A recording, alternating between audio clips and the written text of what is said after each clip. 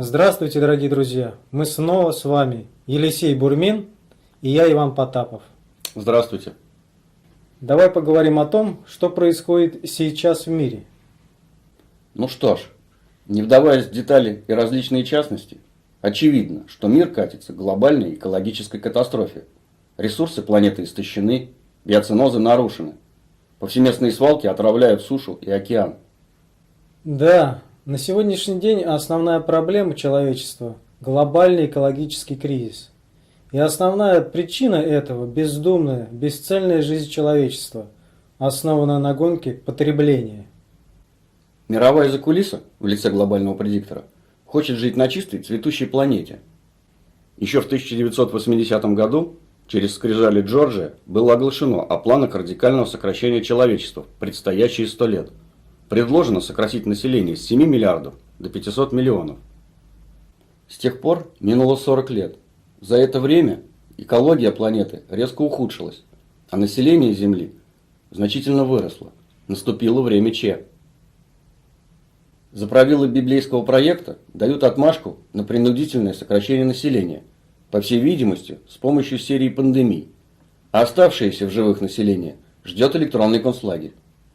Возникает вопрос, почему же мировая закулиса не боится воздаяния, проводя такую античеловечную политику? Ответ прост. Они не единожды предлагали человечеству альтернативный сценарий развития, в котором предусматривалось восстановление биоценозов и биосферы в целом. Однако человечество этому не внемлет. Как пример, в июне 1992 года в Рио-де-Жанейро состоялась конференция ООН по окружающей среде и развитию, в которой приняли участие представители 179 государств. Там был провозглашен переход к концепции устойчивого развития для всех стран и государств мира. Давай рассмотрим, что для этого требовалось. Давай, сейчас зачитаем. Пункт 1. Сформировать набор характеристических статистик, который бы описывал жизнь биосферно-социально-экономической системы в каждом регионе планеты, обладающем природным разнообразием. Говоря языком Доту, это означает выявление фактора давления среды и формирование стереотипа распознавания фактора на будущее. Объясни, как это можно понять и реализовать? Выявить фактор давления среды и сформировать стереотип распознавания фактора на будущее. В нашем случае это провести тщательный системный анализ местности с привлечением биологов, микробиологов, экологов и других ученых-специалистов. Собрать данные с производств и сельских хозяйств на предмет отравления вредными отходами. Учесть свалки, бытовую химию. Провести анализ состояния водоемов, лесов, почв и многое-многое другое. Выразить это состояние в численной форме, в определенных критериях. Составить набор статистик, характеризующих систему, сопрягающую биосферу и экономику. Таким образом, будет определен вектор текущего состояния экологической системы региона. Такая работа вполне по силам нашим специалистам. Далее, пункт 2. Сформировать набор критериев, которые бы позволяли оценивать соответствие этих статистик и тенденции их изменения концепции устойчивого развития. В рамках этого пункта на основе уже составленных статистик можно сформировать вектор цели, то есть задать идеально возможное состояние среды, выраженное в численной форме необходимых критериев. А также, говоря языком Доту, определить вектор ошибки управления, то есть определить разницу между численными значениями критериев желаемого результата и численными значениями текущего состояния системы. Разница этих значений позволяет нам отслеживать движение к цели. Это также вполне выполнимая задача. Объясни на примере. Ну вот, например, в нацпроекте Путина «Экология» отдельным пунктом выделено сохранение и очистка уникальных водных объектов, в том числе и нашей Волги. Были выделены огромные деньги. А какие результаты мы видим? А видим мы, состояние реки с каждым годом все хуже и хуже. Происходит массовый мор рыбы. Вода в Волге, начиная уже с июня, приобретает вид зеленой масляной каши. Ситуация просто катастрофическая. А все почему? Потому что никто не проводил системный анализ состояния экосистемы. Не задавал численно желаемое состояние водного объекта. Потому что критерии оценки текущего состояния выбраны неверно. Не качество воды в реке и растительно-животного мира, а, например,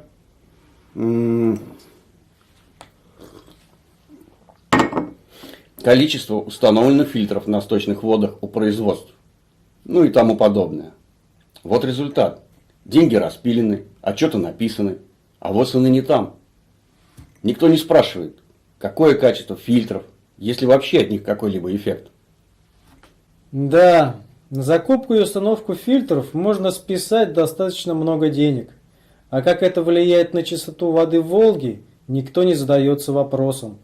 Потому что цель не восстановить волжскую экосистему, а списать относительно честным путем выделенные деньги. Ну да. Но продолжим.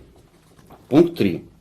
Сформировать научно-методологическое обеспечение государственного управления и управления в бизнесе в русле концепции устойчивого развития. Не лишним отметить, что это уже сформировано авторским коллективом внутреннего предиктора СССР в концепции общественной безопасности. Все верно. Далее, пункт 4. Развернуть подготовку кадров-управленцев для всех сфер деятельности на основе этого научно-методологического обеспечения. Но, к сожалению, в этом направлении еще почти ничего не сделано. Пока видим только культурно развивающий проект «Ноосфера», серьезно готовящий кадры управленцев. Ну и, наконец, пункт 5. Устранять из сферы госуправления и управления в бизнесе всех тех, кто рулит вопреки концепции устойчивого развития в ее непрестанном развитии. Здесь у нас полная засада. Либералы прочно оседлали весь государственный аппарат, в особенности финансовый сектор. Вывести их оттуда для оздоровления управления очень проблематично, но необходимо. И необходимо срочно. Благодаря Путину и его команде на свет появились национальные проекты устойчивого развития всей страны с подробным и поэтапным изложением всех шагов и действий. Причем во всех областях – науки, образования, экологии. На эти цели были сформированы и наполнены бюджеты. Но так называемые эффективные менеджеры эффективно сливают выполнение всех нацпроектов, осваивая выделяемые деньги. Налицо управленческий кризис. Подведем итог. На сегодняшний день у нас еще есть технические специалисты для решения поставленных задач. Их скоро может не остаться, судя по тому, как полномасштабно уничтожается система образования. Есть теоретическая база научно-методологического обеспечения. Это концепция общественной безопасности, написанная авторским коллективом ВПССР. Есть конкретика поэтапного развития, выраженная в национальных проектах Путина. Есть деньги, в конце концов. Что же мешает? А мешает вот что. Переход к концепции устойчивого развития невозможен на базе либерально-рыночной экономики. На этой базе мы встроены в мировую долларовую систему. Но как это видно уже сейчас, мировая долларовая система трещит по швам. Да, в результате у нас открывается окно возможностей для изменения ситуации. Для этого необходимо национализировать кредитно-финансовую систему и перенастроить ее с тупикового либерально-буржуазного направления в сторону справедливого жизнеустройства. Механизмы этой перенастройки подробно изложены в работе «Экономика инновационного развития». Вся необходимая теоретическая база имеется. Дело за воплощением задач в жизнь. Больше всего нам необходимы кадры, особенно кадры управленцев. Готовить их необходимо массово для замещения профнепригодных чиновников. Россия способна изменить направление развития на восстановление экологии и совершить в этом направлении мощный скачок. Для этого у нас есть все. И похоже, что есть только в России. Либерально-буржуазные кланы будут отстранены от управления, хотят они этого или не хотят. Мировое закулисье, хозяева денег или, как мы их называем, глобальный предиктор, уже приговорили либералов как причину биосферной катастрофы. Однако, как мы видим, глобальный предиктор руками своих послушных кадровых баз успешно внедряет в жизнь не концепцию устойчивого развития, а электронный концлагерь, полностью замещающий людские и государственные структуры. Скорость его внедрения просто поражает. Концепция устойчивого развития была предложена нам только как альтернатива сокращению населения и концлагерю, чтобы не получить за них воздаяние. Да-да, а внедрять ее нам никто помогать не будет. Не справимся, нас кого зачистят, а кого оцифруют. Других перспектив нет. Чтобы перенаправить управление с паразитической толпоэлитарной концепцией развития на концепцию справедливого жизнеустройства, необходимы кадры. Сталин сказал, кадры решают все.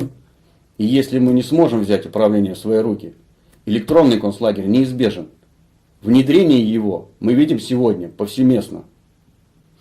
Дорогие друзья, изучайте самостоятельно концепцию общественной безопасности. Приходите учиться в культурно-развивающий проект «Ноосфера». У нас осталось очень мало времени. Необходимо брать управление в свои руки. Всего вам доброго. До новых встреч!